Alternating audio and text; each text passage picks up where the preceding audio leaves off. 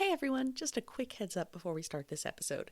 We had some technical difficulties and the audio quality is not quite up to our usual standard, but there's a big improvement about a third of the way through. It's a great discussion and we appreciate you sticking around. Now, on to the episode.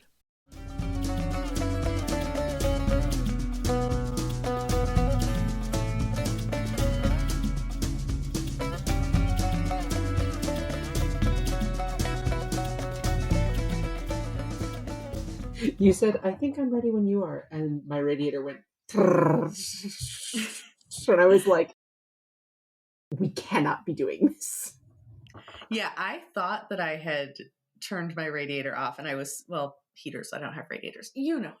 I thought I had turned my central heating off and I was so proud of it. And so I texted you like, oh, I turned off my heating in advance this time. But I realized I had turned the dial the wrong way and I had actually turned it all the way up and I had set my thermostat to 90 because I had done it a few minutes in advance to make sure that the fans had time to power down and whatever they need to do.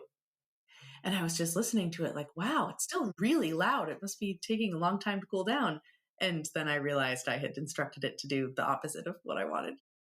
I think there's like one radiator in my apartment that doesn't really work because there's one corner, and it's the corner I sit in, when I come home from work, that Mm-hmm. is just always fucking freezing. And it's right where my couch is. Oh, yeah. I did discover at one point because there's like the bay window over there, or like the three windows that sort of resemble a bay window. Mm-hmm. Um, and I discovered one of them was like sort of open at the top. Mm, So I did close that the other week. that would help. Yeah. And I have to wonder though, like if just the weight of them is sort of just like slowly inching them slightly open. 'Cause I keep looking and it looks closed, but I'm like, I still feel a draft in this corner of the room. Yeah. And everything else in our apartment is like pretty sealed up tight. It's a nice place. It is very nice. I have been there on many occasions. Well, and they also like right before we moved in, I think like put in new windows. So Mm-hmm. they're like new and we don't have it's not a drafty place. Our old place, you could the door to our balcony, you could see out the little gap in the door I recall, yeah. in the depths of winter. And also in the summer, letting all your AC out. It was just not.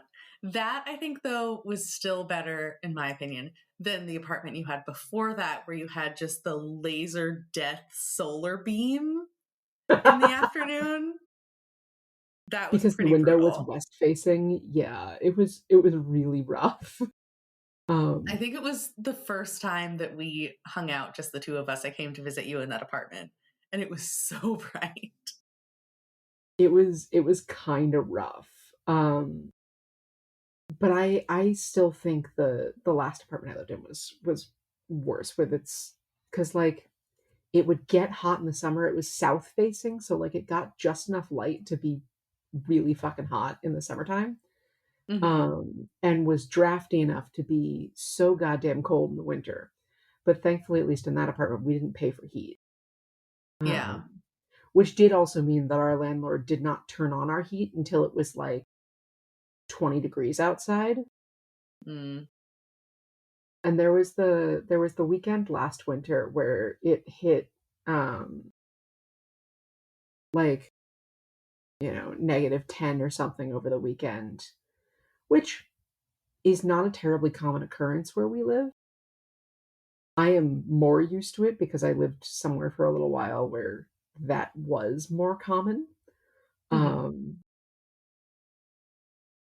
and lived in drafty college dorms at the time, but like I do remember like the weekend before I was like, all right, I need to get big heavy curtains because I didn't have any to try and block out the draftiness from the windows and a Hmm. small space heater or I'm going to freeze to death. Yeah. In our apartment, heat is also included, which is amazing because our last apartment didn't have any insulation at all, which was super fun. But we were having problems where the heat everywhere except the primary bedroom, which is our bedroom, was working fine, but in ours it just didn't come through. So we had maintenance come and look at it, and they confirmed that it does work.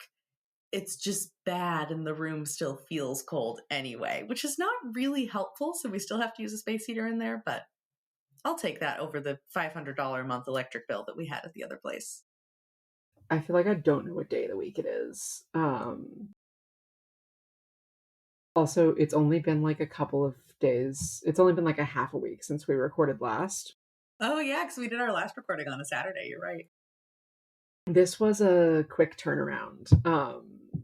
And I think they need a few more days in between every now and then. But we made it work. Mm-hmm. We're here. We have a lot to talk about. It's very exciting. Right. So I guess let's just get into it then. Yeah, if you were invigorated by our discussion of apartment heating logistics, you're really in the headspace for some fantasy nonsense. In my fantasy nonsense, I don't have to pay for heating. So true.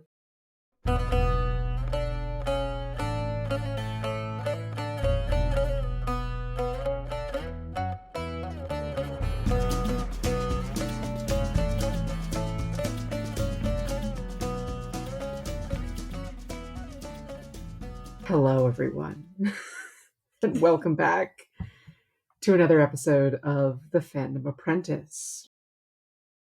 I'm Ryn, and I've read Two Towers before, although it's been a few years, and it's really nice to come back.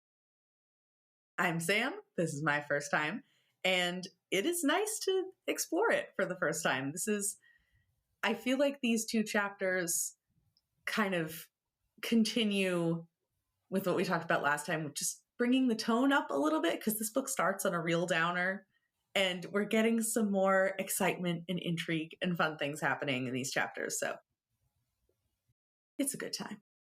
I guess we can start off talking about structure, because, like, The Two Towers doesn't follow like a traditional story structure.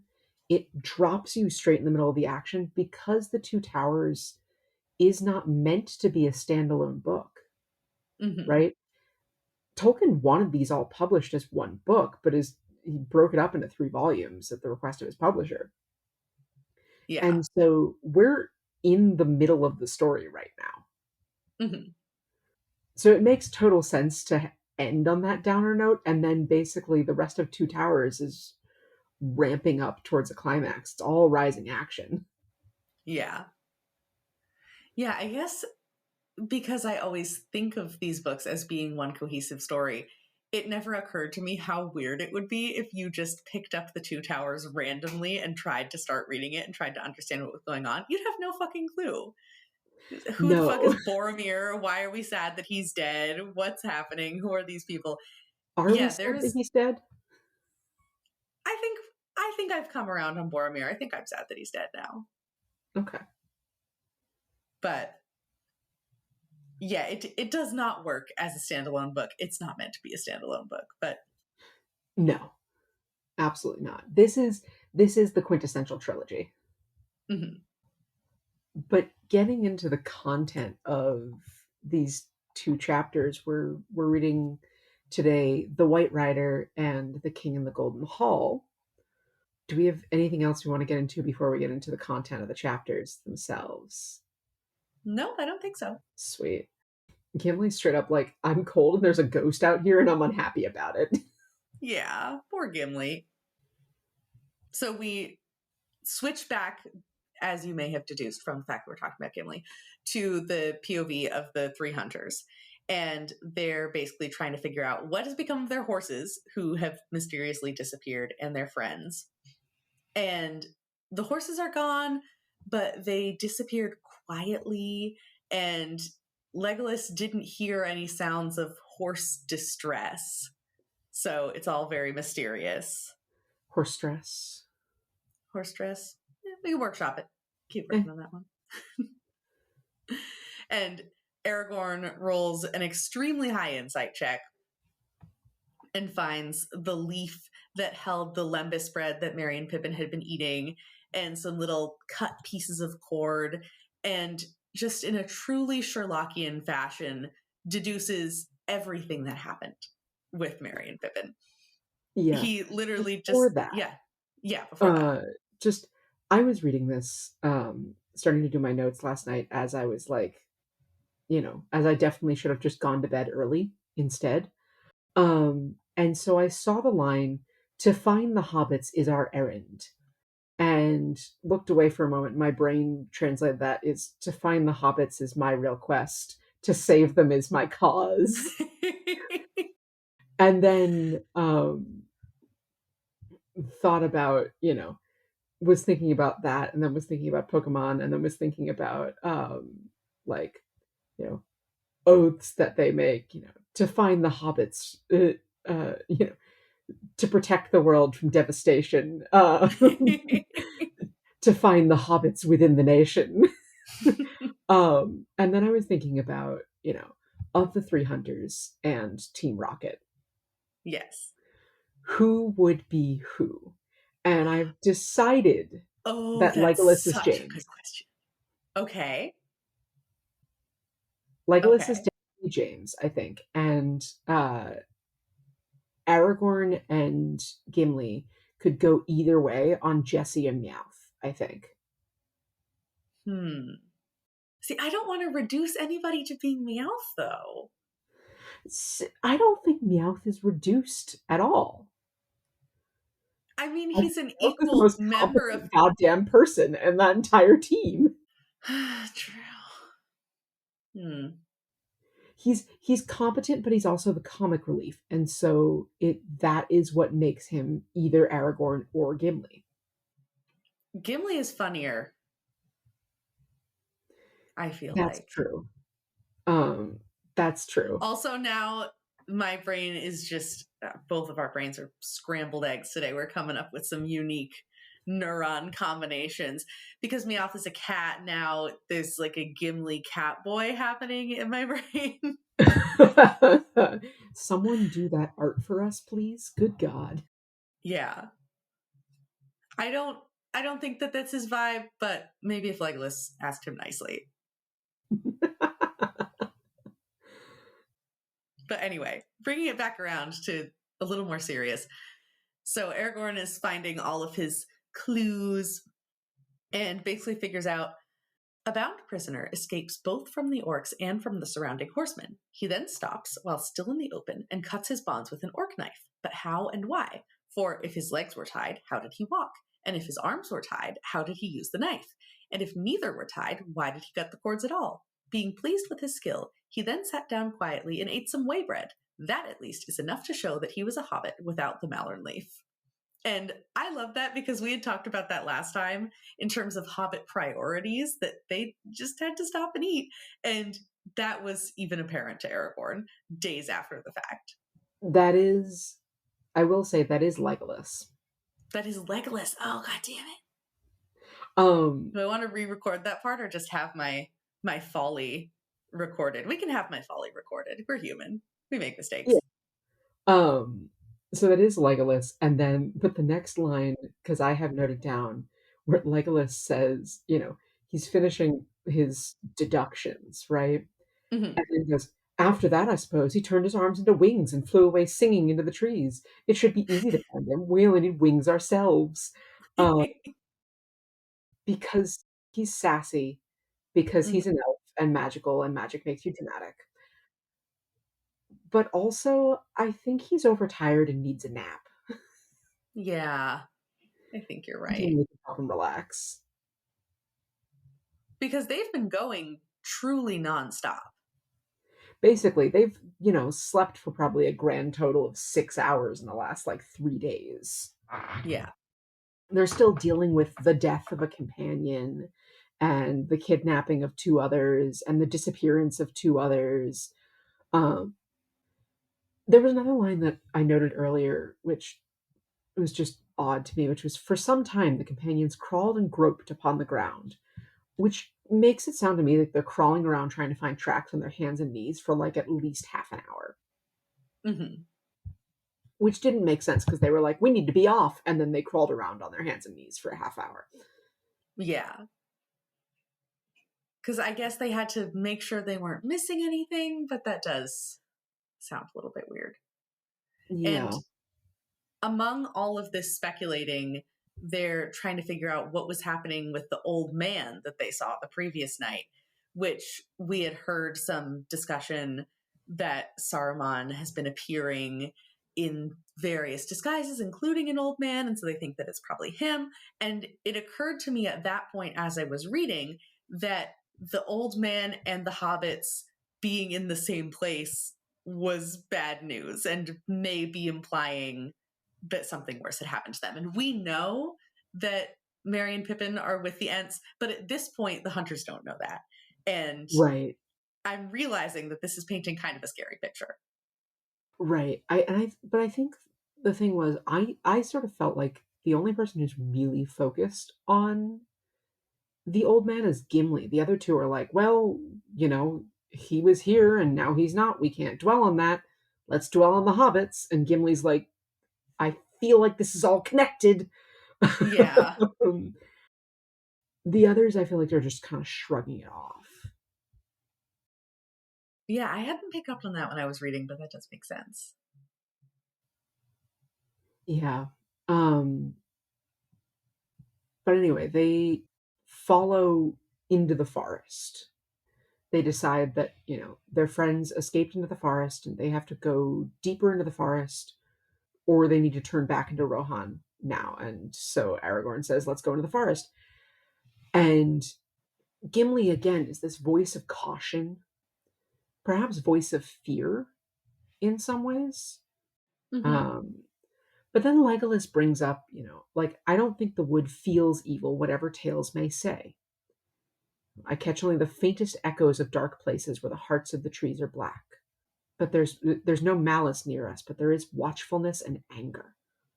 And then he says at one point, it's old, very old, so old that I almost feel young again, as I have not felt since I journeyed with you children.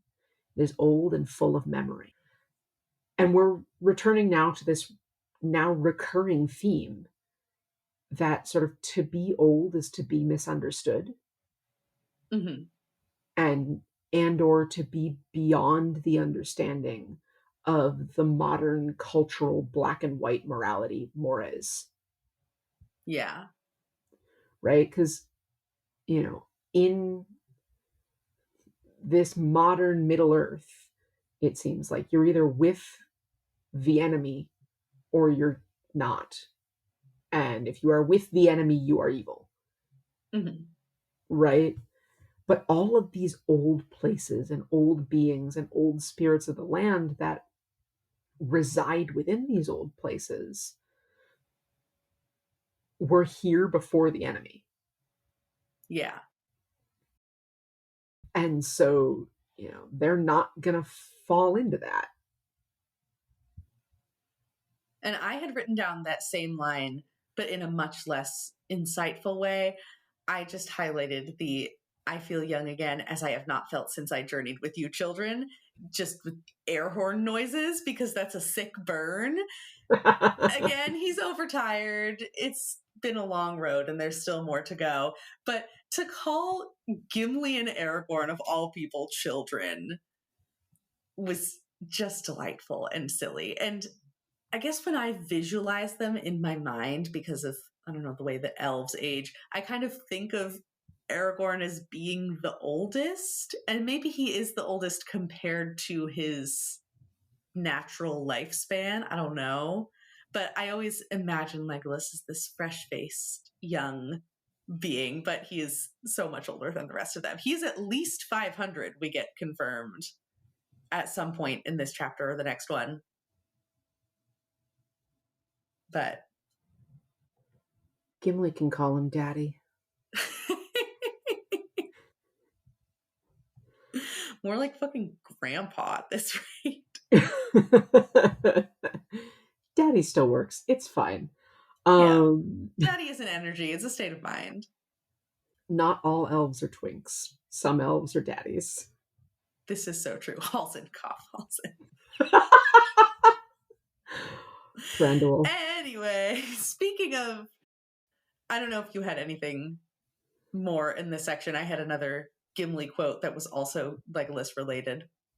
At one point when Gimli says, like, the forest has no cause to be angry with me, it sort of got a little bit of like, oh, um, the the forest has suffered harm and it's just generally angry, not necessarily at them, but it can't be bothered to pay attention to the differences between them and the orcs, Mm-hmm. right? And so, the only thing it's paying attention to is it is sort of giving them the benefit of the doubt. It's not attacking them immediately, Mm-hmm. but as soon as they, you know, fuck up, if Gimli were to cut down a tree, they'd be dead before they left the forest. Yeah. They would never leave. They would water the roots of the trees like old man willow. Anyway, what was your line? So I am just going back to find the context. Oh yeah. So this is right after the "you children" line, and Legolas is saying that he could have been happy there if he had been there in days of old. And then Gimli has a great quote. "I dare say you could," snorted Gimli. "You are a wood elf anyway, though elves of any kind are strange folk. Yet you comfort me. Where you go, I will go. But keep your bow ready to hand, and I will keep my axe loose in my belt. Not for use on trees," he added hastily, looking up at the tree under which they stood. "I do not wish to meet that old man unawares without an argument ready to hand. That is all. Let us go." So there's a lot in that quote. Did you have anything? Yeah, I do. I have the "you comfort me, where you go, I will go" feels Mhm. like it is either A, a psalm, or B, a wedding vow. Both of those are beautiful. Oh, I love that. Because I was just thinking of that as generally romantic and nice. But now you've just elevated it to it can be both. It can be both. What are you aggressively typing? What's the line? Oh, it's the "where you go, I go, where you see, I see, I never oh, you'll never be my eternity." Where you go, I go. What you see, I see. I know I'll never be me without the security.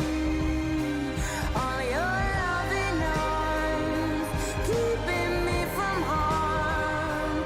Put your hand in my hand and we'll stay. Let the sky fall. Which is the lyrics to "Skyfall" by Adele, which is the opening song of the eponymous Bond film. I have a special place in my heart for Bond films too. We need to talk about that at some point because I've never watched a Bond film. I think the only sort of adjacent movie we watched was that really silly one about Cleopatra's egg where there was a heist. But even then, I don't know how many Bond movies are heist movies. I don't know anything about James Bond. I love a good heist or spy film. Now that we're thinking about beautiful poetic lines, what that made me think of as a religious studies person was a line from Ruth, which I don't remember the context of because I don't remember where Ruth is in the Bible. But there's something that gets incorporated into wedding vows sometimes. "Entreat me not to leave thee, or to return from following after thee. For whither thou goest, I will go, and where thou lodgest, I will lodge. Thy people shall be my people, and thy God my God." So the same sort of thing. I'm casting my lot with you. I'll go where you go. But this very, again, we've talked about this sort of ceremonial, formal language, and that's not exactly what's happening here, but we have a little bit of that spirit in the way that they interact. And frankly, there's not enough explanation on paper as to how they've gotten to that point. So our inference that they are totally in love is the only thing that makes sense, Obviously. clearly. I will not be accepting other explanations. And yes, we do know that very deep platonic bonds exist. It's literally how we exist to each other. Yes, However, we know. However, we also can say that they are doing freaky shit up in the flats and on the boats. And that is our right as gay people. yeah. And they're right as gay little free peoples of Middle Earth. And then after all of the, beautiful declarations of love, then Gimli just looking up at the trees going, I don't have this axe to cut down trees. It just happens to be the weapon that I have. And if we see any scary old men, I'm going to use it on them, but not on you. We're good. Really covering his bases there. Gimli, I feel like in this beginning of the chapter, is really trying to be the voice of reason to Aragorn's like defeatist mindset. Tell me more about that. Because I feel like at one point, Gimli goes, "We cannot pursue them through the whole fastness of Fangorn. If we do not find them soon, we shall be of no use to them except to sit down beside them and show our friendship by starving together." And Aragorn goes, "If that is indeed all we can do, then we must do that. Let us go on." Mm-hmm. And they, I think in the last couple of chapters, Aragorn was, second guessing all of his decisions and talking about how he was a poor leader.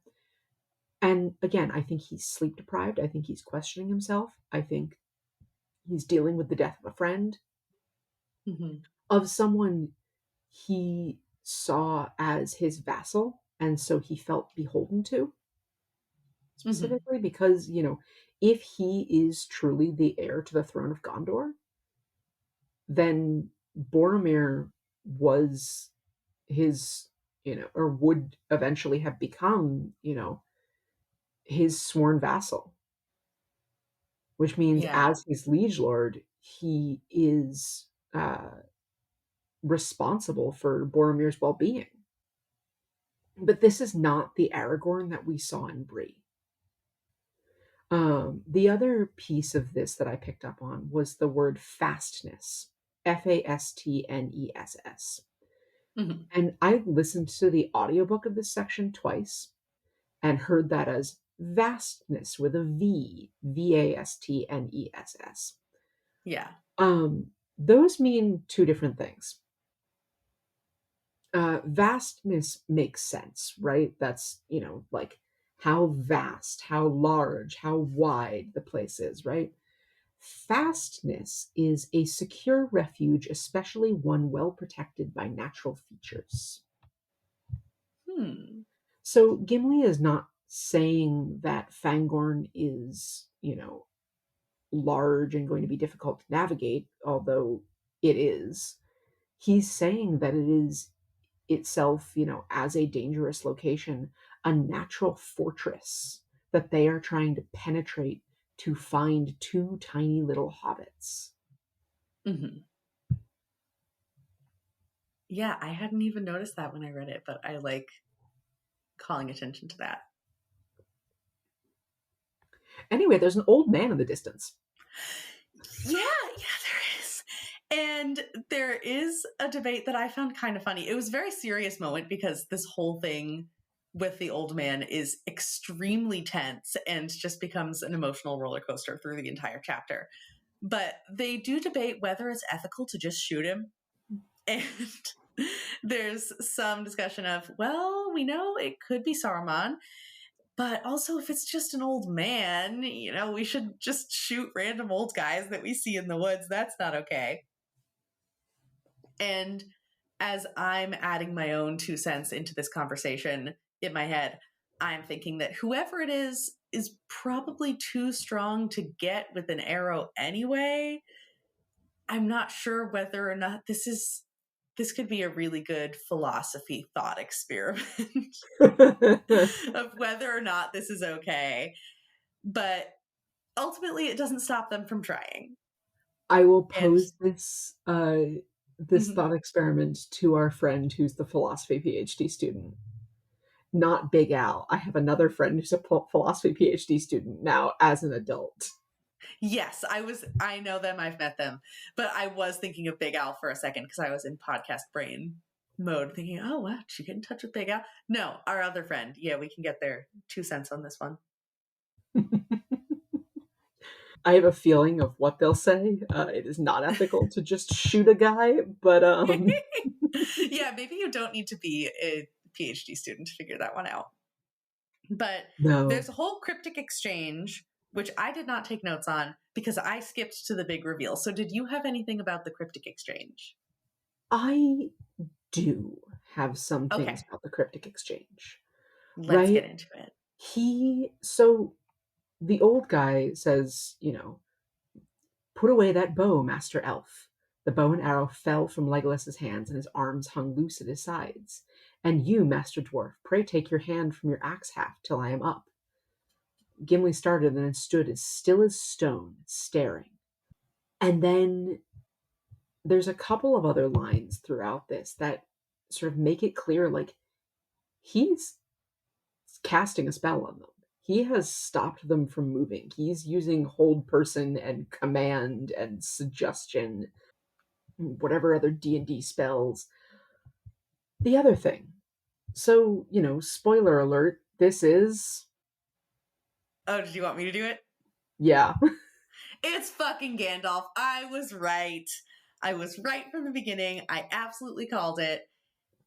And at this point, before he said anything, I was really convinced that it was Saruman, especially with the spells that he was casting, because why would Gandalf disarm his friends forcibly?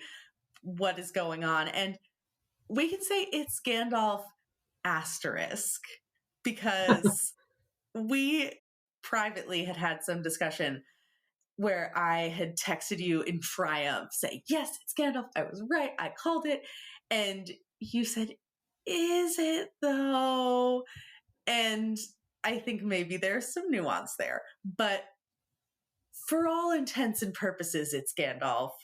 And it is a true, like I said, it's an emotional roller coaster because we're not sure who this guy is. He resembles Gandalf, but maybe he's evil. And then it is Gandalf, but why is he acting this way? It's a lot. Well, and before he reveals himself, right?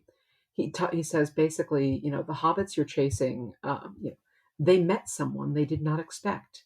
Does that not comfort you? No, it doesn't. That's cryptic as fuck. That's not comforting. Did they meet a Nazgul, some ancient evil creature, a dragon, Barlam and fucking Butterbur? They didn't expect shit in here. Like, what the fuck does that mean?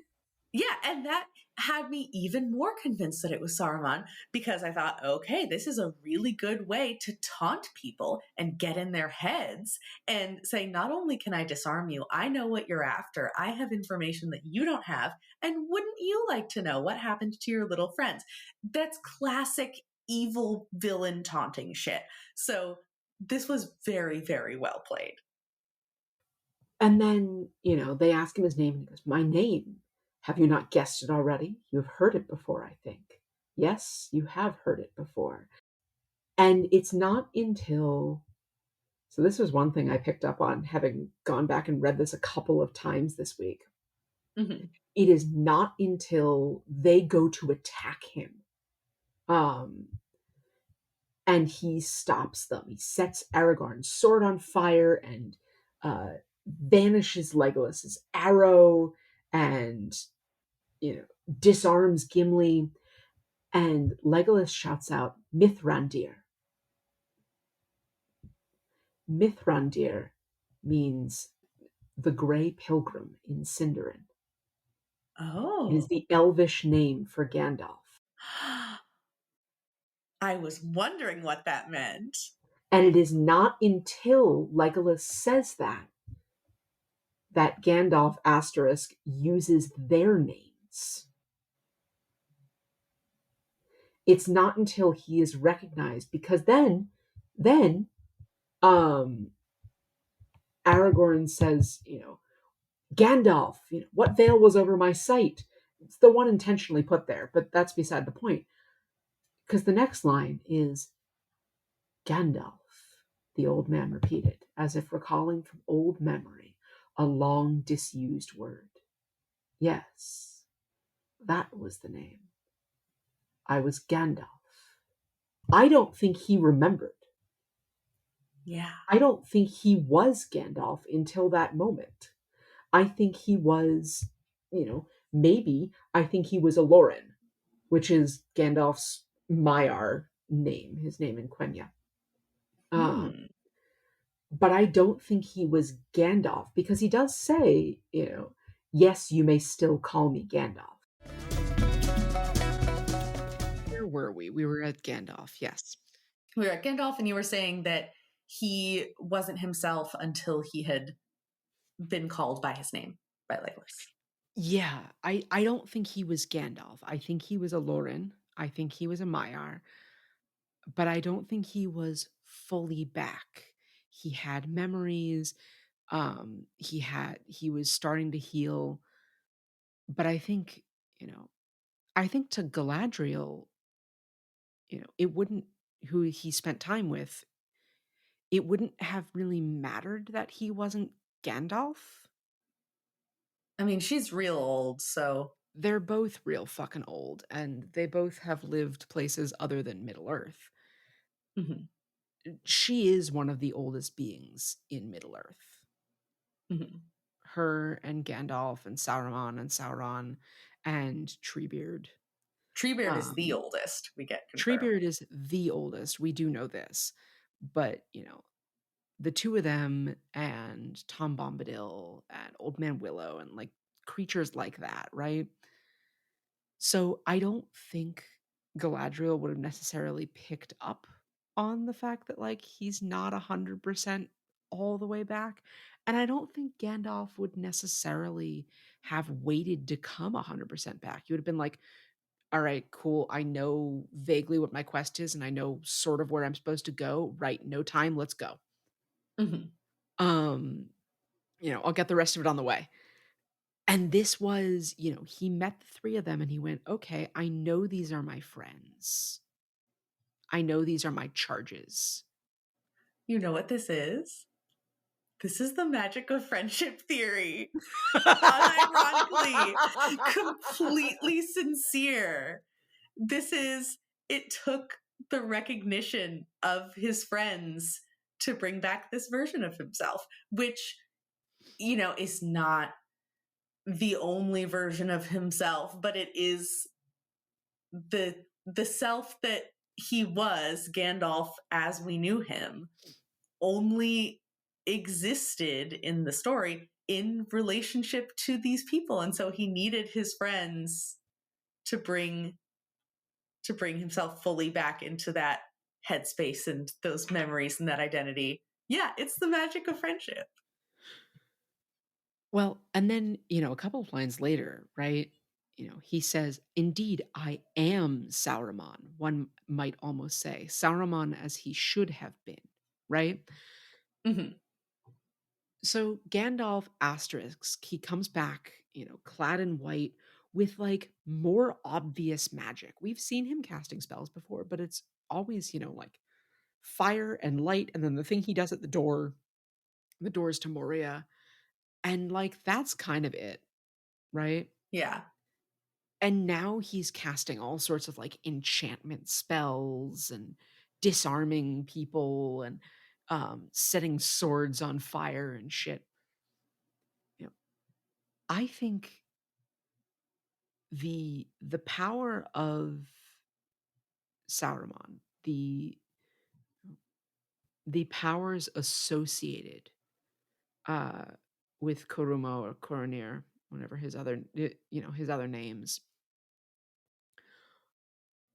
as the leader of the Astari, the wizards, I think they are, the powers that he had as Koronir, as Kuromo, were he did not become Sauron until he came to Middle Earth as an Astari, Mm-hmm.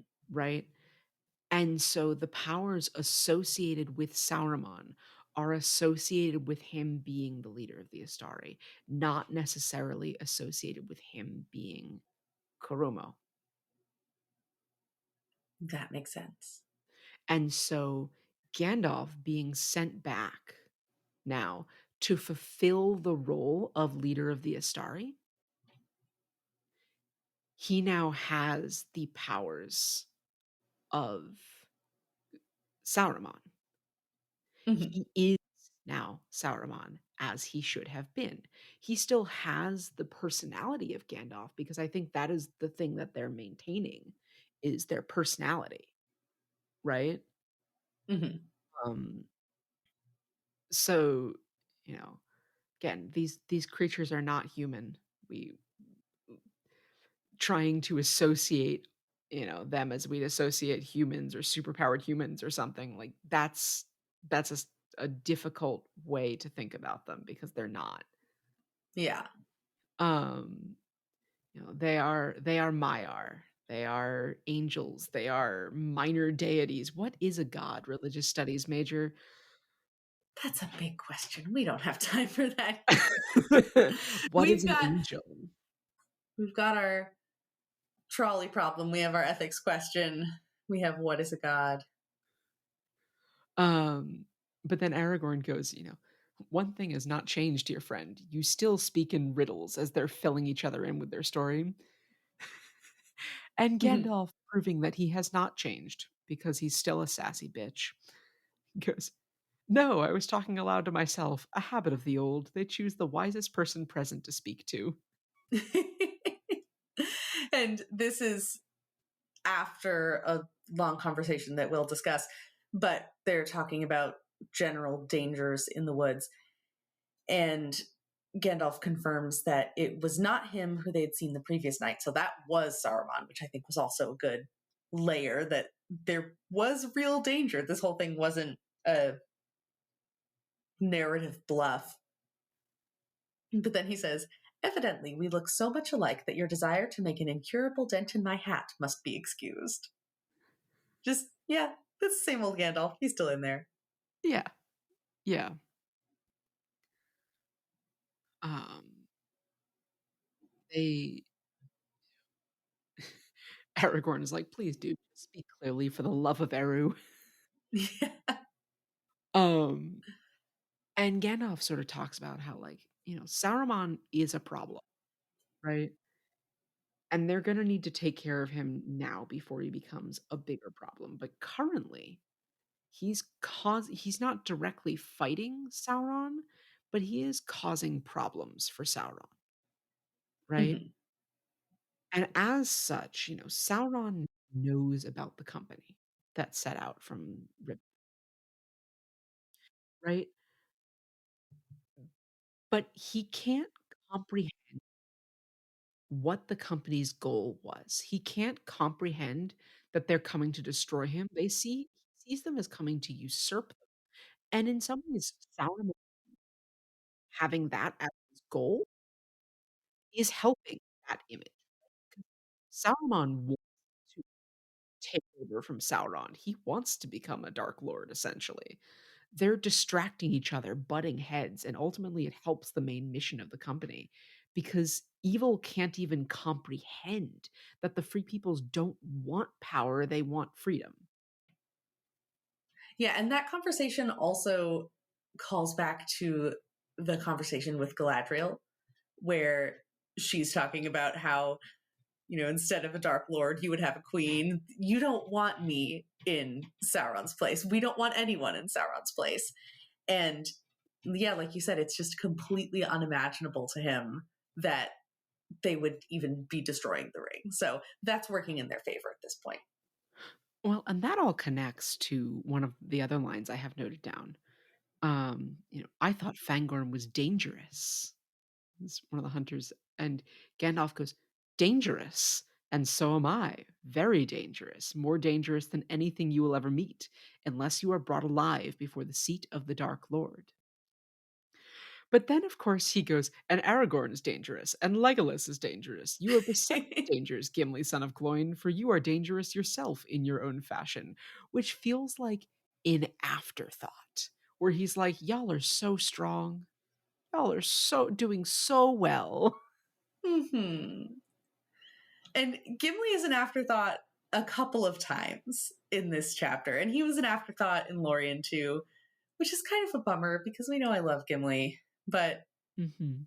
yeah, and we've talked about this on the podcast before where they're weighing the options of one path that's more dangerous than another. This whole thing is dangerous. That's the point of the adventure. So,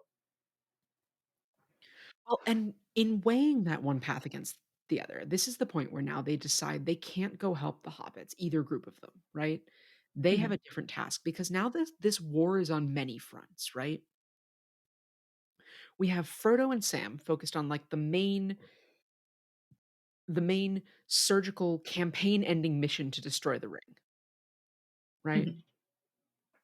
We have Merry and Pippin who came along to save Boromir's immortal soul and are now rousing the Ents to go fight Sauron directly.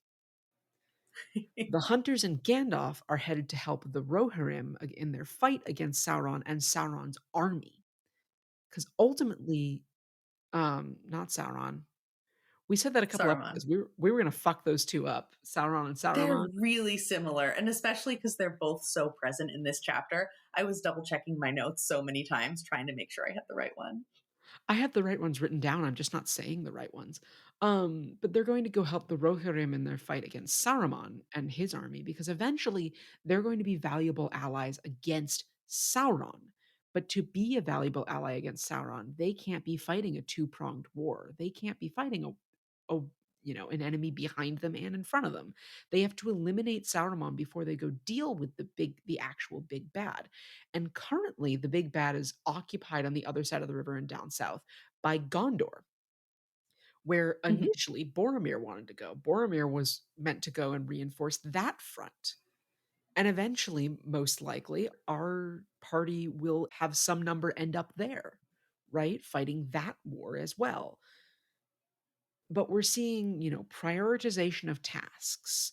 And I think Gandalf coming along and basically going, listen, you know, Merry and Pippin are as safe as they're going to be. You have to now trust them to do their jobs, basically.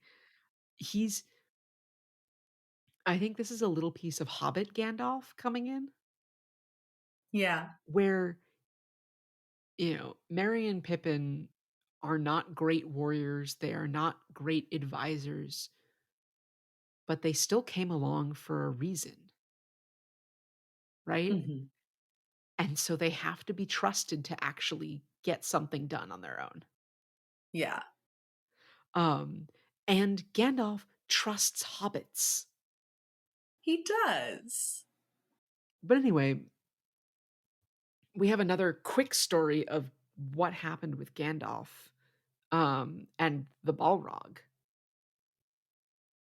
Yeah, it's this giant cosmic journey that I had a bit of a hard time following, but from what I understand, they both fell down this infinitely deep abyss and eventually landed in this place that was outside of time and space in this other dimension.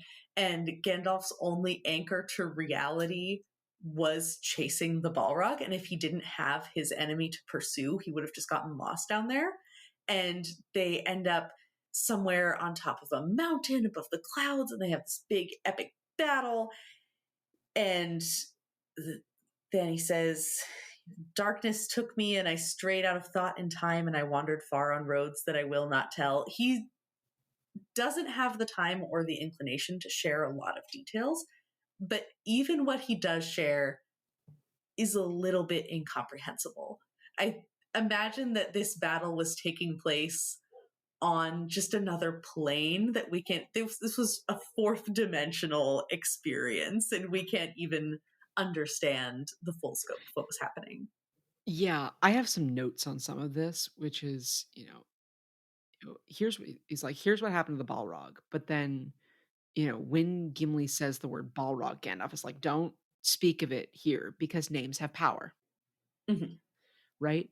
They plunge down to where to these underground tunnels where the world is gnawed by nameless things. And I'm going to name two of the things now. There's the Nidhogg and Badger Moles. And moving on. The Nidhogg gnaws on the roots of the world tree, Yggdrasil in Norse mythology, and badger moles, of course, are from Avatar. Nidhogg is also a boss in Final Fantasy XIV and has a very heartbreaking quest line. We continue. This is the start of something that I noticed in the next chapter too, and is going to continue through the rest of this. We are starting to get multiple languages, endonyms and exonyms being used by different people at different points, for the same places. For example, in his story, he uses Ziraxagil, Kelebdil, and Silvertine. That is all the same place and it all means the same thing.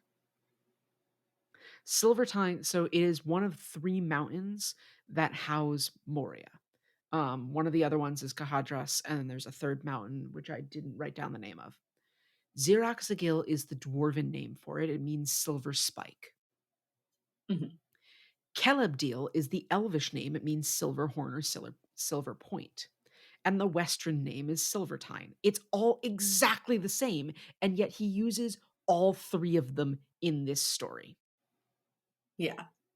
He just keeps switching back and forth. And at one point, both Galadriel and Gandalf are using dwarfish names for places around Gimli, despite being, native speakers of Quenya and Sindarin. But he's still switching around and referring it to Kelebdil as well, and then translating it into Silvertine because that's the translation that, we as English speakers, Western speakers, are going to get. And this is going to happen in the next chapter with things in Rohirric as well. He also mentions the living rock, which last time we talked about the bones of the earth and earth deities and their flesh forming the earth itself. Have you ever read N.K. Jemisin's Broken Earth trilogy, the 5th season? I have not, no.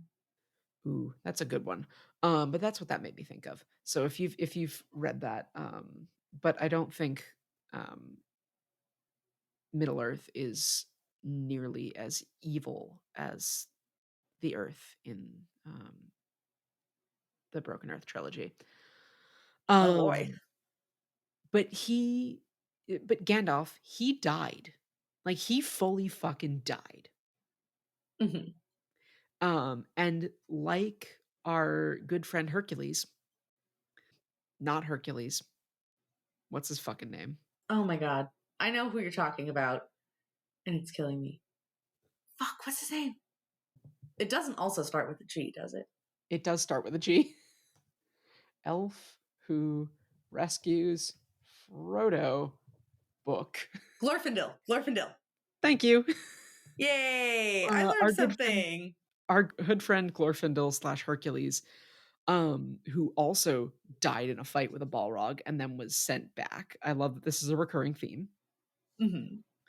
But he wasn't fully alive in that state, I feel like, based on his lines when he's talking to Gwahir, where Gwahir was like, if I let you fall, you'd float upon the wind. Right? Yeah. And I think that supports my theory that he wasn't fully Gandalf until they said his name.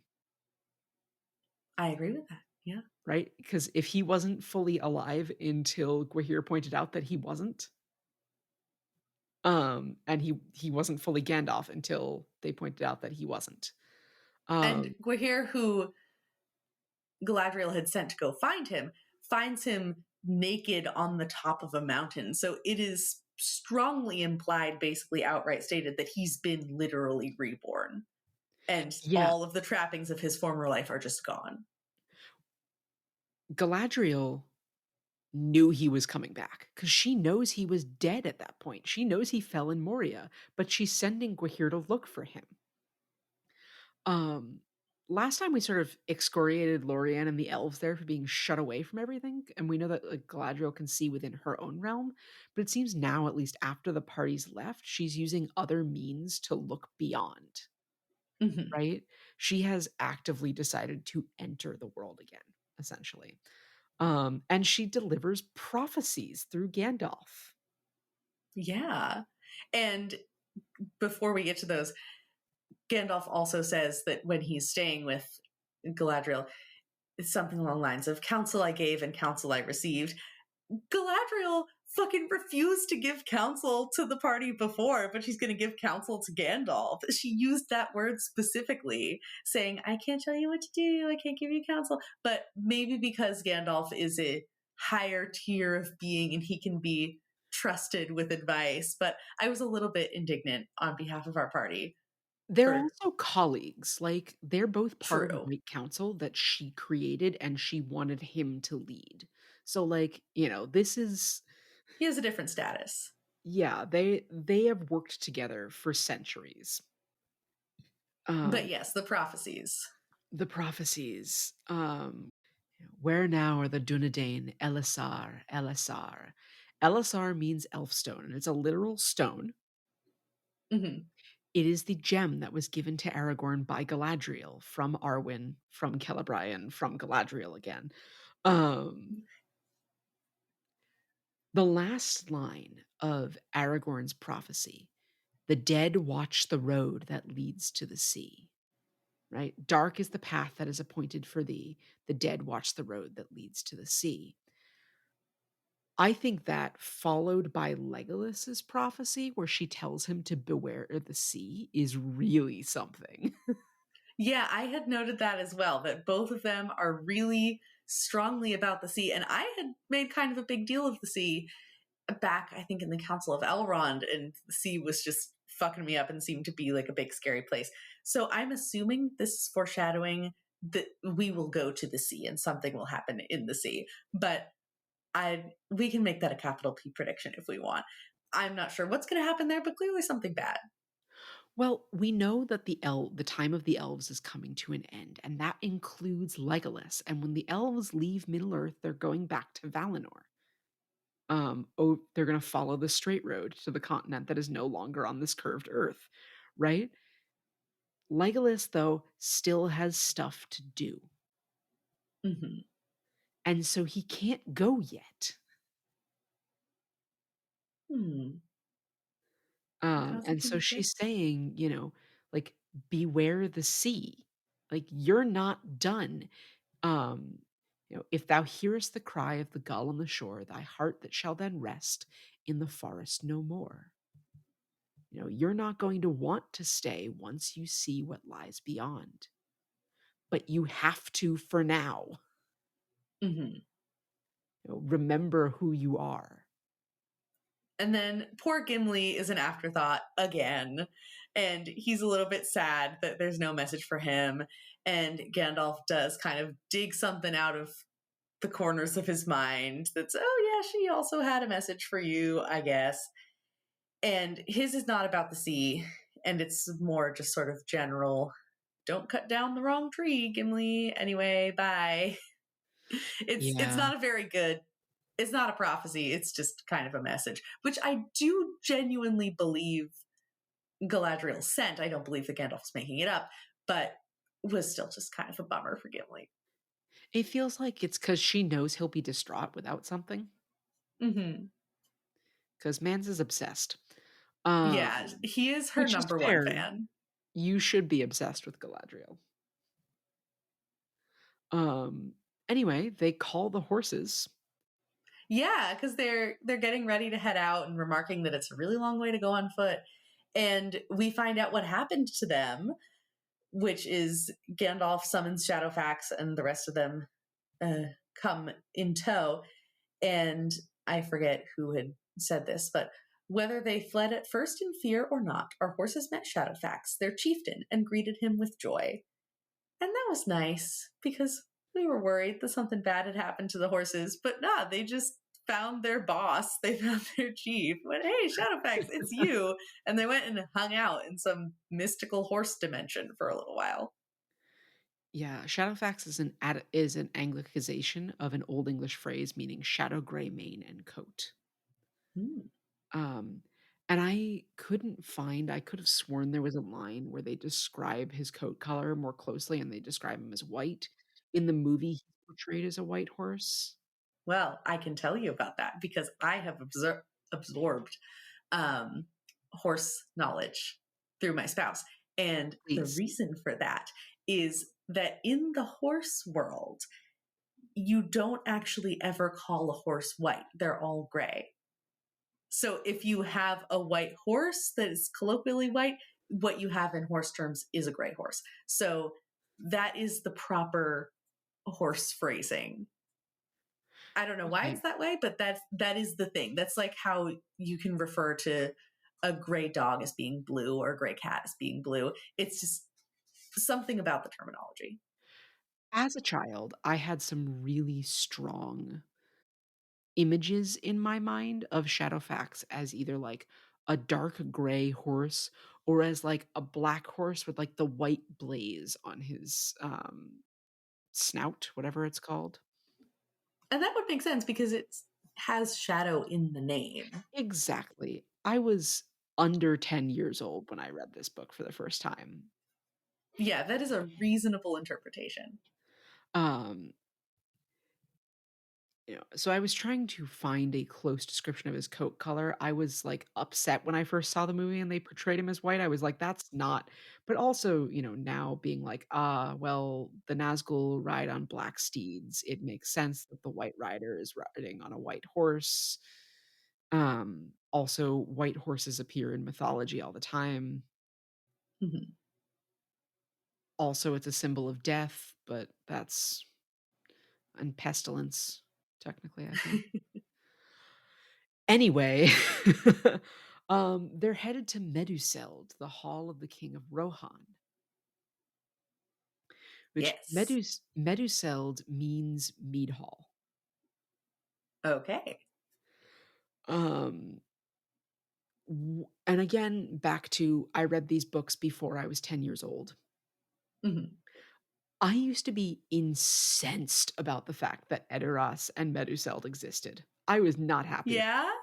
Well, Why? because I was like, they're a horse culture, which means they're obviously nomadic, and obviously nomads don't have cities. Um, I was also incensed about the fact that they were described as tall and blonde and weren't horse archers because the only horse culture I knew at the time was like the Mongols. I I love Baby Ryn. I love Baby Ryn so much. Baby Rin had very strong. Baby Rin knew like four things about the world and had very strong opinions based on that. I love that. I mean, those are reasonable critiques. Those are fairly sophisticated critiques for an under 10-year-old. But Um, yeah.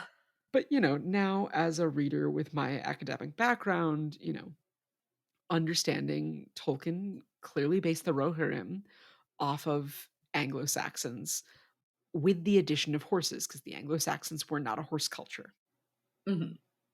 right? And so in that, it makes total sense to have a mead hall. Yeah.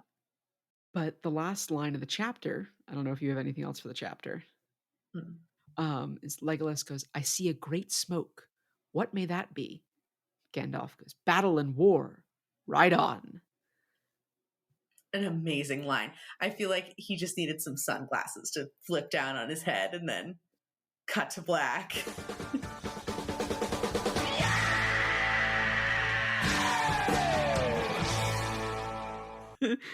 um, and we get the scream, and we move on to King in the Golden Hall. Yes. And the first thing I noted from King in the Golden Hall is so Legolas does actually sleep. Does he? I missed that. Legolas and Gimli slept. Sure they did. Okay. There was only one bedroll. Yeah. Anyway, but they travel like They sleep for a couple of hours and they travel through the night until dawn came bright and clear. And Legolas uses his elf eyes to look into the distance and describe the city and the hall. Within there rise the roofs of houses, and in the midst, set upon a green terrace, there stands aloft a great hall of men, and it seems to my eyes that it is thatched with gold. The light of it shines far over the land. Um, Real quick, Okay. they marched in step, hurrying on till the timbered hall rose before them, radiant with gold. Nobody on earth knew of another building like it. Majesty lodged there. Its light shone over many lands. I would like to invoke the law of fantasy. It all comes back to Beowulf. Amazing. That is Yeah, from the Seamus Heaney translation. that's just directly lifted. Uh-huh. Damn. Yeah, it's Beowulf. This is Tolkien's version of Heorot. Uh, Mhm. this is the king's hall. Edoras, these courts are called, said Gandalf, and Meduseld is that golden hall. There dwells Theoden, son of Thengel, king of the Mark of Rohan. And the hall was built 500 years ago, as they note. I don't know if you mentioned this earlier in the episode, so I don't know if you want to talk more about that with Legolas being Yeah. Let over me 500 years old. pull up the quote and see if there was anything else there. I mean, we do also get more of Legolas's incredible eyesight where he's talking about these are what the people look like, and they also have blonde hair, and half of them are sleeping, and just really flexing all of the details that he can see. Yeah. They pass by the barrows, the 16 barrows of the fallen kings. So assuming one barrow per king, that's 16 fallen kings in the barrows.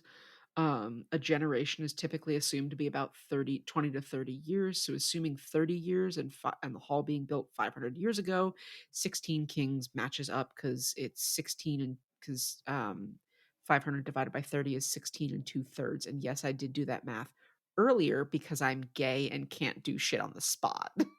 I mean, I'm still impressed.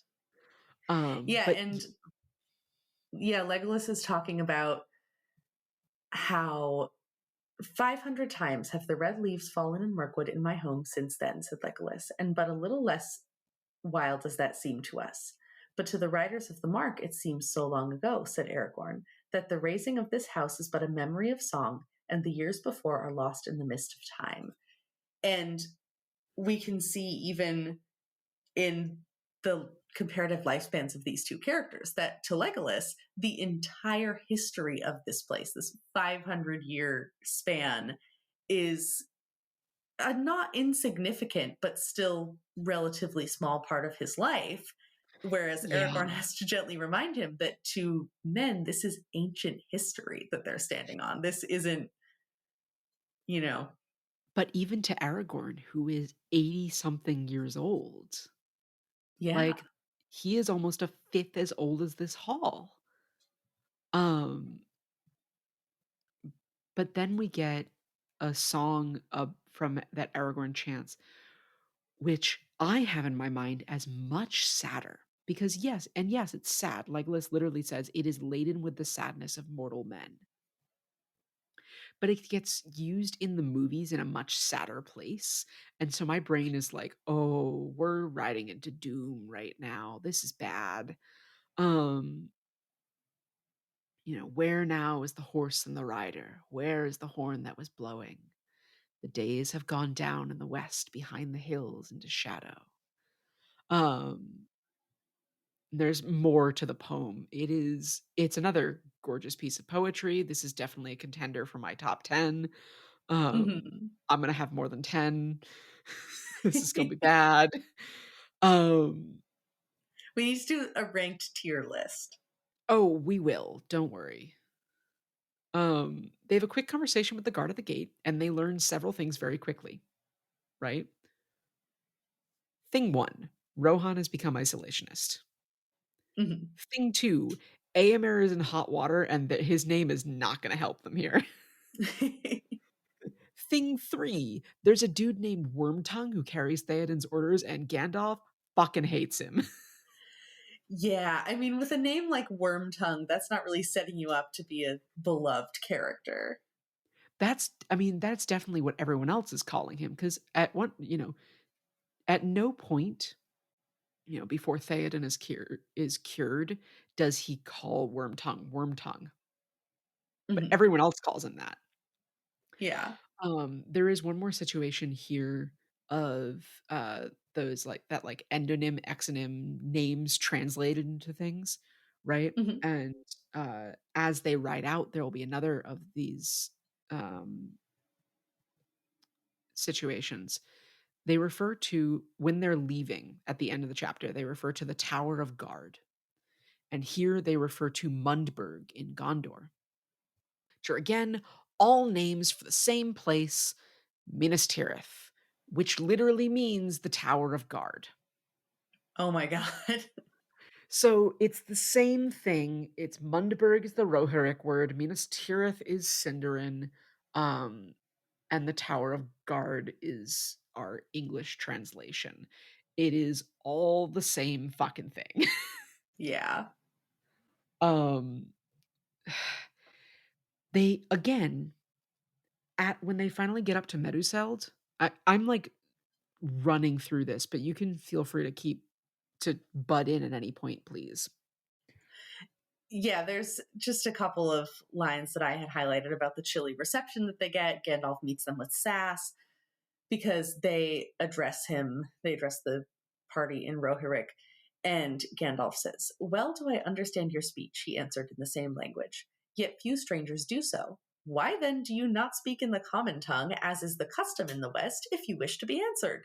And then they have a chilly exchange about how we don't want anyone to come in, and so this was the first test to see if you understand our language, if we're gonna let you past our gates. And there's also a power struggle about leaving weapons at the door, and Aragorn basically pulls a "do you have any idea who I am?"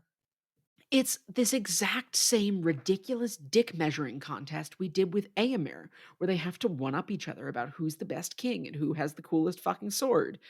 And the only reason these guys are succeeding is they have advantage on their intimidation checks because they literally are stepping out of myths and legends. And again, Hama at the gate says, "It seems you are come on the wings of song out of the forgotten days."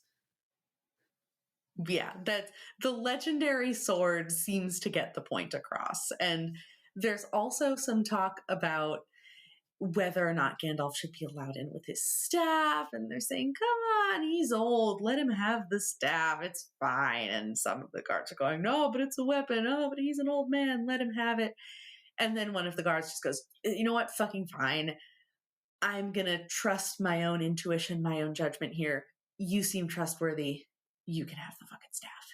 And I we can talk more about staffs, I think, with the king later and being cured, because I had some little tangenty thoughts on that. But I didn't have anything else super big until we get introduced to a woman, a human woman. I literally have all in caps, "A woman, Sam, a human woman, an actual human woman." Oh, I mean, she doesn't get a name for a couple pages, even though I know who she is. But we got him. We got one woman. Here she is, and I have such high hopes for her. Ugh.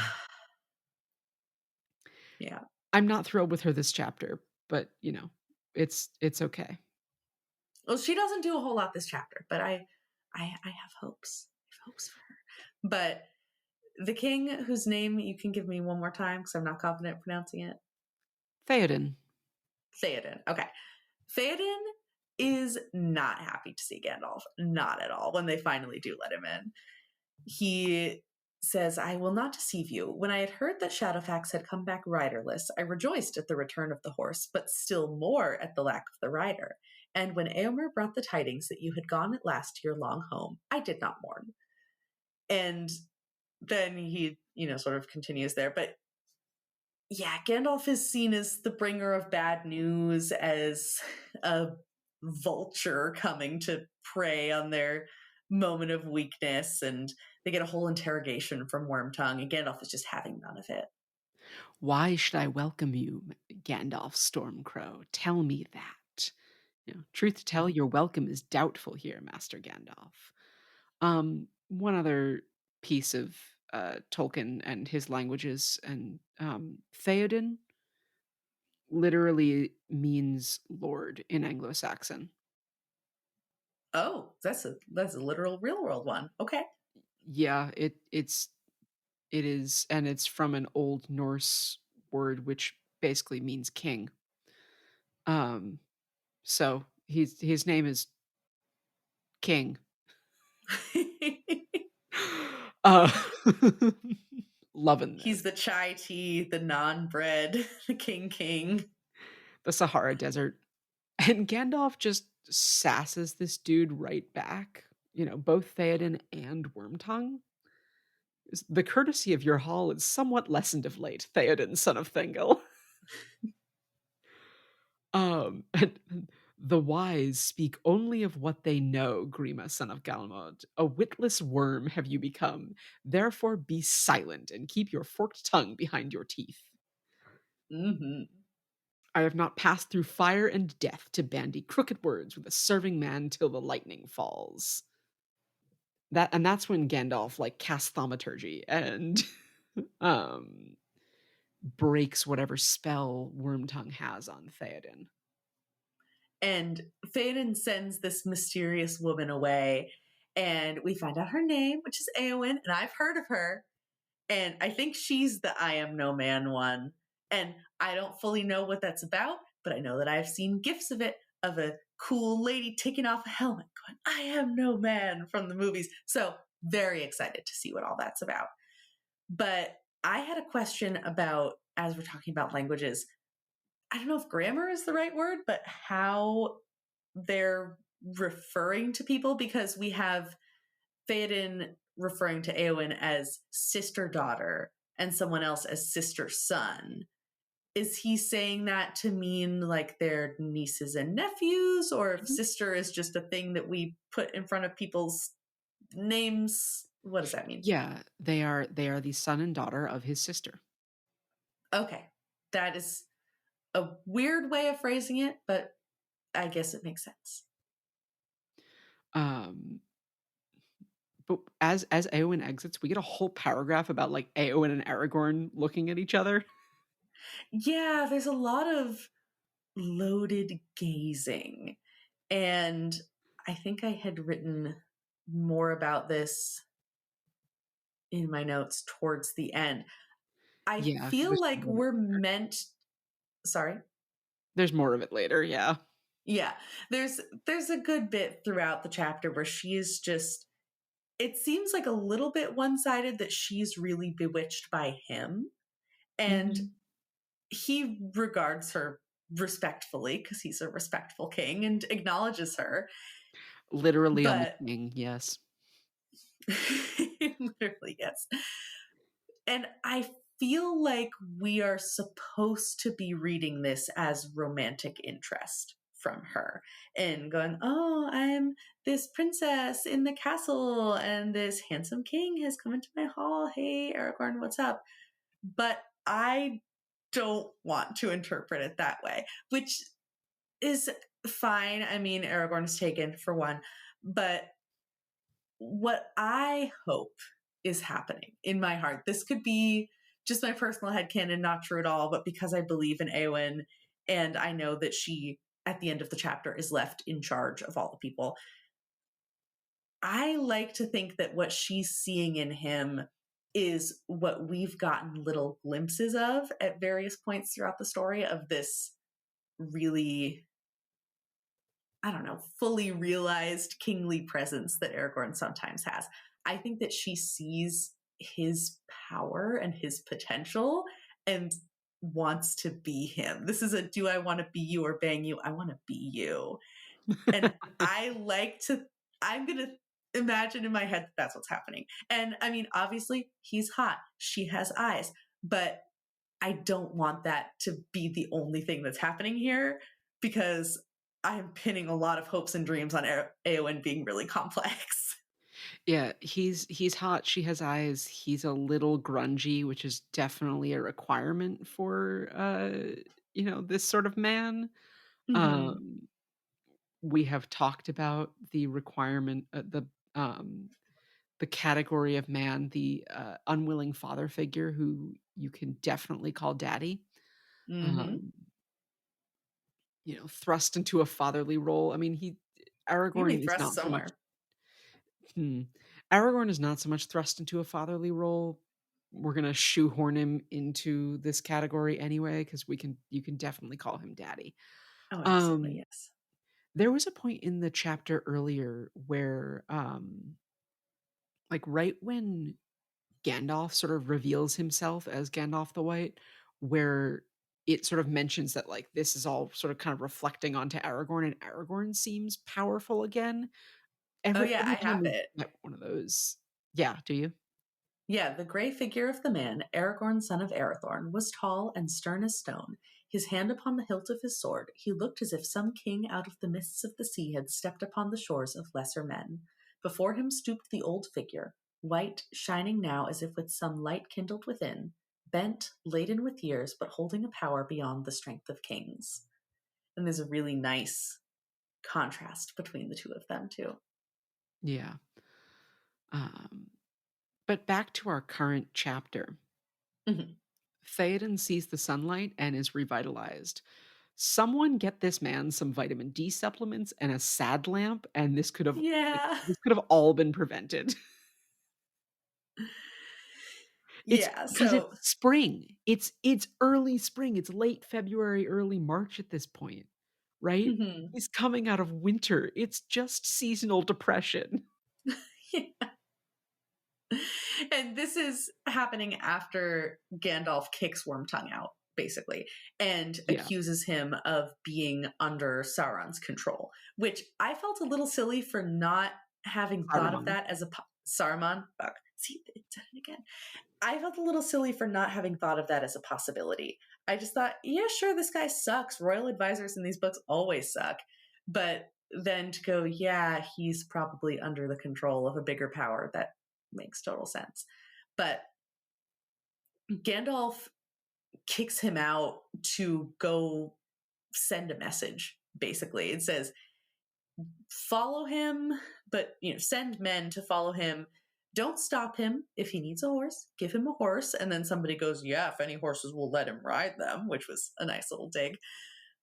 But let him go report back to Saruman and tell him what's up. And then after that, he sort of breaks the hold that Wormtongue had on Theoden. Yeah. Because I was reading it as like he's sort of slowly breaking the hold. He gets Theoden to stand up and come and see the sunlight, Mhm. free Éomer, and then Wormtongue is brought before the king, having stolen his sword, and then he flees ultimately. Um, Mhm. but there's a line that I have in here that I wanted to mention because during this time, Gandalf sort of fills in Theoden on some things. Um, and Theoden at one point goes, "The young perish and the old linger, withering," when he's mentioning that like his son is dead. Um, and now he as an old king is going to have to go to war. Um, and I immediately was brought to mind a lyric from uh, the song "I Ain't Marching Anymore" by Mhm. Phil Oakes, which is "It's always the old who lead us to the war, always the young to fall. Now look at all we've won with the saber and the gun. Tell me, is it worth it all?" It's always the old to lead us to the wars, always the young to fall. Now look at all we've won with the saber and the gun. Tell me, is it worth it all?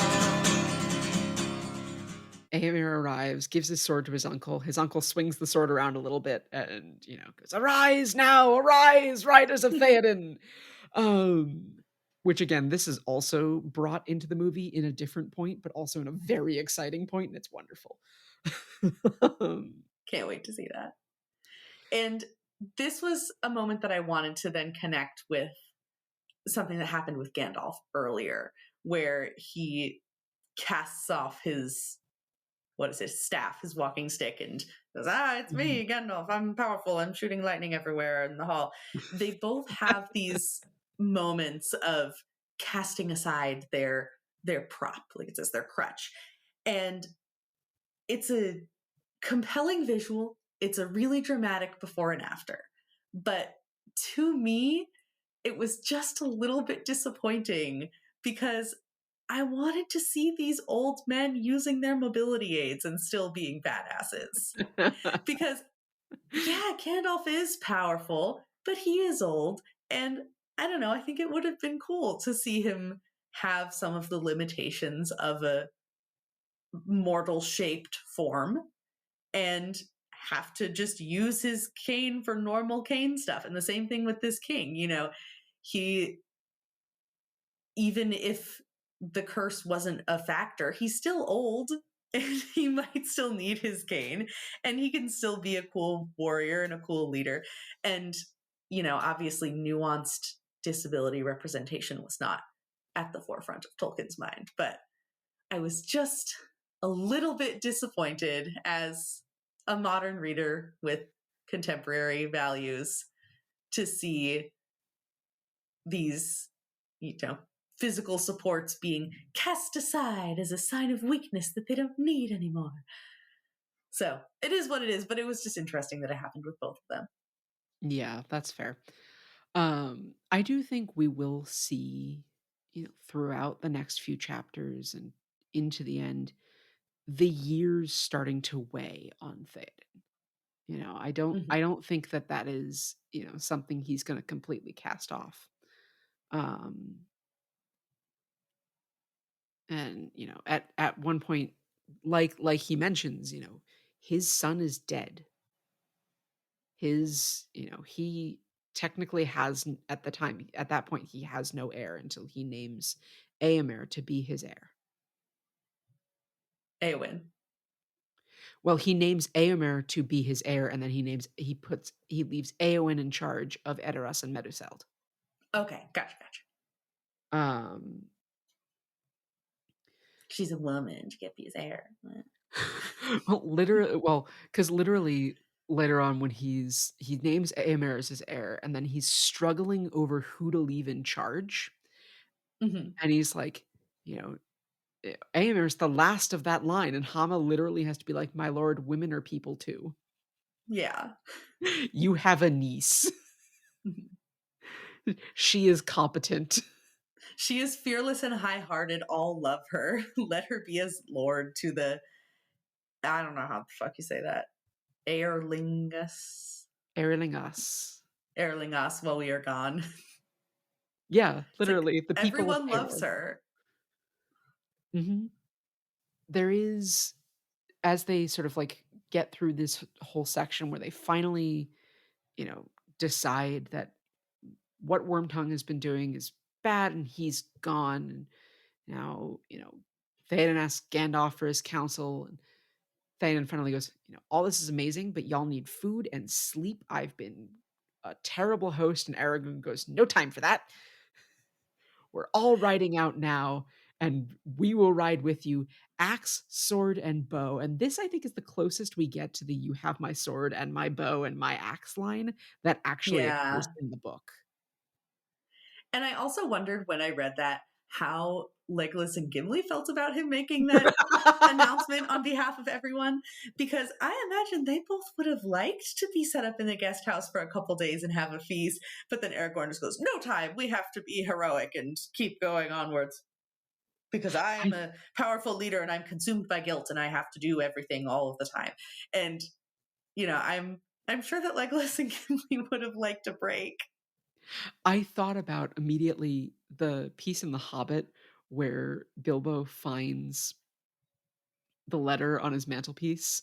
And Gandalf goes, you know, that leaves you just 10 minutes. You shall have to run, but no time for that. But no time for that either. Off you go. That was my feeling of all of this, which Yeah, makes sense because Aragorn has learned from Gandalf. this is true. Um, yeah, this is sort of they get ready to go to war. Gandalf accepts Shadowfax as a gift from Theoden, gets named as a Lord of the Mark. They discuss Wormtongue's treachery and his service to Sauron, and it's only through Éomer's disobedience of that they have any hope now.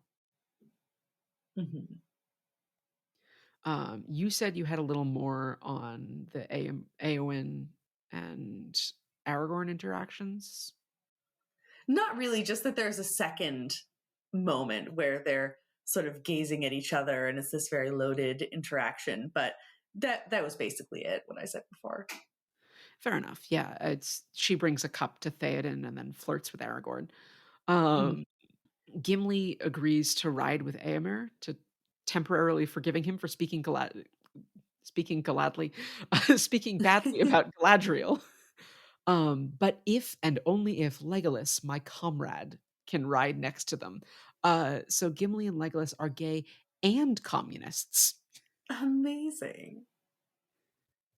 And Gimli tells Éomer that they're chill for now, but if you ever chance to see the Lady Galadriel with your eyes, then you shall acknowledge her the fairest of ladies, or our friendship will end. Gimli also has another zinger where they're all getting outfitted with equipment that they need, and Theoden says, clearly you don't need weapons, but maybe there's some other stuff that could be useful to you. And Gimli takes a helmet and a shield that has the king's symbol on it. It's a horse riding across a green field. And he says, indeed, sooner would I bear a horse than be borne by one. I love my feet better, but maybe I shall come yet where I can stand and fight. And you just got to get a little dig about horses, which is a bold move in the hall of the king of the people whose entire culture revolves around horses. But he Of has the his Horse stance and he Lords of sticks to it. Rohan. Yeah. He specifically, yes, he has his stance and he's sticking on it. Yes. Listen, he knows what he likes to ride, and it's not a horse. I love that we have fully gotten on through our various and sundry characterizations of these two characters. Uh, we have fully decided somehow that Legolas is the top of the pair. Yeah. Yeah. I mean, I think if you're immortal, then you've, as we've discussed, you've had a lot of time to experiment and figure things out. So I top who occasionally switches things up, I think is Legolas's vibe. Fair enough. But just finishing up this these couple of chapters because we're getting late here. It is late in the evening for us as we record. We both have work in the morning. Hmm. I don't have too much more for this chapter. Really, at this point, they prepare to ride out, and Gandalf reveals he's no longer Gandalf Greyhame, no longer Gandalf the Grey, but the White Rider. Yeah. And he's uh, ride up with the king and be a literal fucking glowing beacon of hope for everyone. Hmm. The last line of the chapter is, far over the plain, Éowyn saw the glitter of their spears as she stood still, alone before the doors of the silent house. And that just tells me we are setting Éowyn up for so much more. That's not a princess in a tower watching everything happen far away. That is a woman who has suddenly come into a lot of power and now has no supervision, is gonna do some schemes, and hopefully good schemes, but I need some schemes. I need some Éowyn schemes. She She has a sword and a suit of armor herself.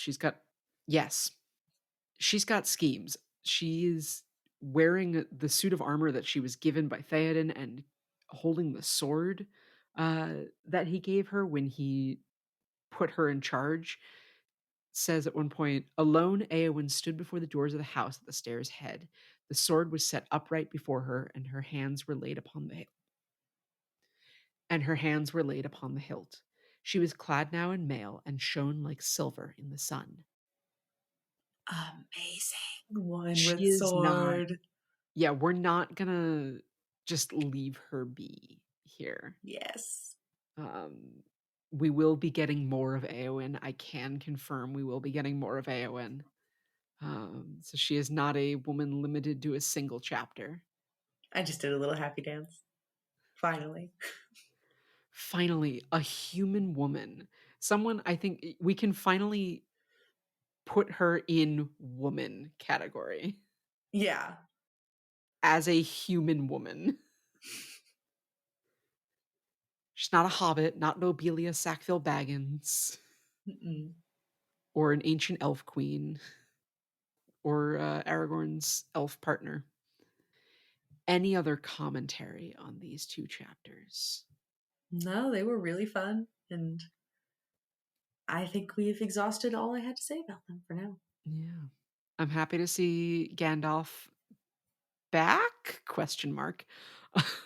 I'm happy to be right. You are correct, although I was in the last few episodes really just sticking to my guns of Gandalf's dead. Well, that's your job as my co-host and as the non-apprentice, the expert. This is your role, is to withhold things from me until the proper time. I accept that. My role is to cause problems, many, many problems. You can leave us a review on whatever podcast platform you're listening on. Please leave us a 5-star review if you like what you're hearing. It really helps other people find the podcast. And as we've mentioned every time, word of mouth is the best way for a podcast to spread. We are, as people who love stories, big fans of oral tradition and oral storytelling. And sometimes that can just take the form of you telling your friends to listen to us talk about stories. Podcasts are just modern oral tradition. We could have a whole other episode where we just talk about that. But yes. Maybe we will. Maybe we'll do that. But for now, we will say good night, goodbye, good day, so long, farewell, auf Wiedersehen, adieu. Bye. We'll see you next time. The Phantom Apprentice is produced and edited by Ryn Sam. Our music was composed and performed by James, and our art is by Casey Turgeon. This podcast is created for non-commercial entertainment purposes, and the opinions expressed therein are our own and are not reflective of the opinions of any other person or organization. The content discussed is the property of the Tolkien estate and is used here under fair use.